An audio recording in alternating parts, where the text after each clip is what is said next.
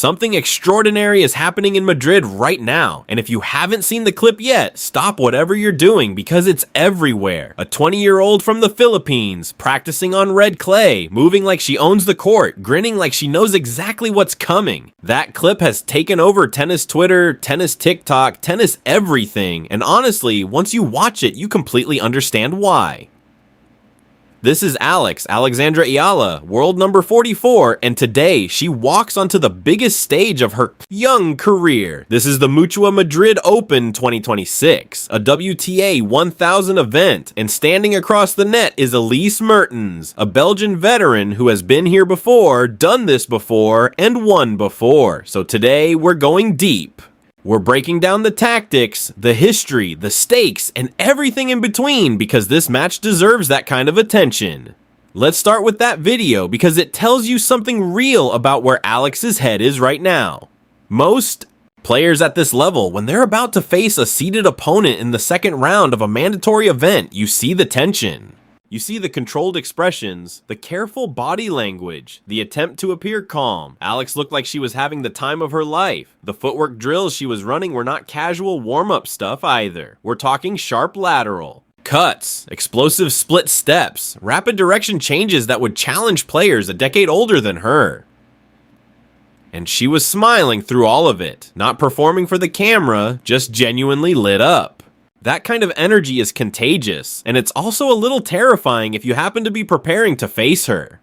The Filipino fan base absolutely lost it when that clip dropped. The comments were flooded with flags, with love, with people watching, frame by frame to analyze her movement. And that's the thing about Alex's journey that makes it so much bigger than just tennis. Every time she steps on court, she carries something with her that goes beyond rankings and match stats. She represents possibility for a country that hasn't had many players reach this level of the professional game, and she doesn't seem burdened by that at all. She seems powered by it, but let's bring it back to the tennis, because the tennis itself is absolutely fascinating heading into this match.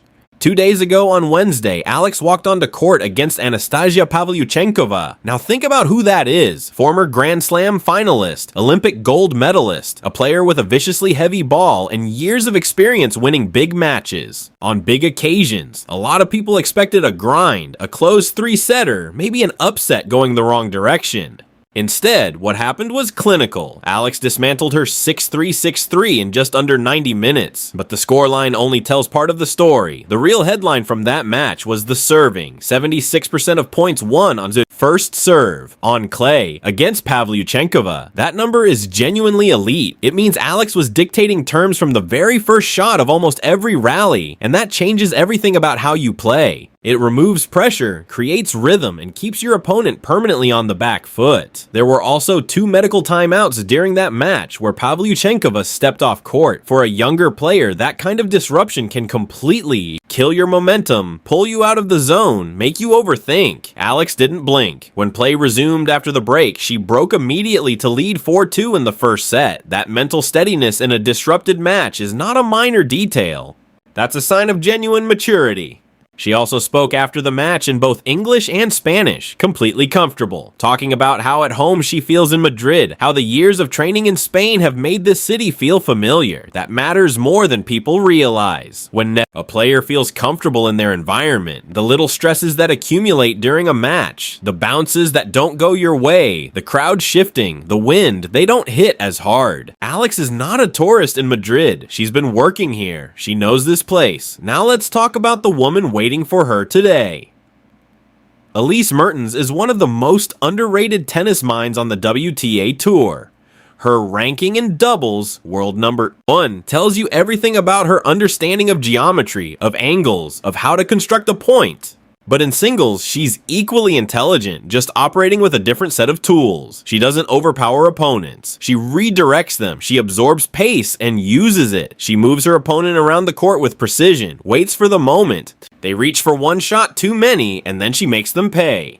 In singles this season, she hasn't quite found that defining run yet. She went out in Stuttgart to Krejcikova after winning the first set, which is a maddening kind of loss. The kind that sticks with you. She's looking for a statement win, the Kind of result that reminds the tour why she belongs in conversations about the top 20. And what better statement than stopping the tour's most talked about young star right here in Madrid? This is what makes the matchup so rich. Both players have something to prove today. The one previous meeting between them went to Mertens back in October of 2023 at a hardcourt event in Tunisia. The scoreline was 7-5 6-love, which looks brutal in the second set, but the first set tells a different story. Alex generated 7 breakpoints in that set. She was competitive, she was pushing. Then Mertens, with all of her experience, tightened the screw and the second set got away.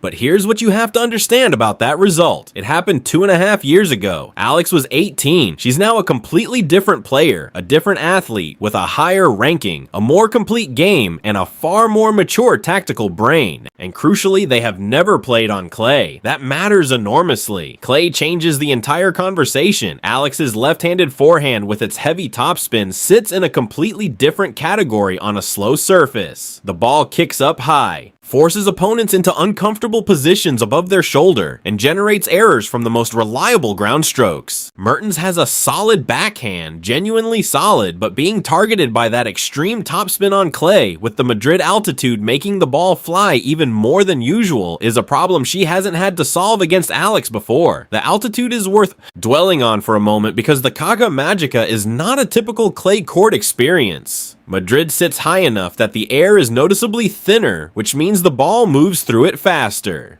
It plays quicker than Rome, quicker than Roland Garros, quicker than almost every other clay event on the calendar. For aggressive players who want to take the ball early and hit through their opponents, Madrid is the best clay court on tour.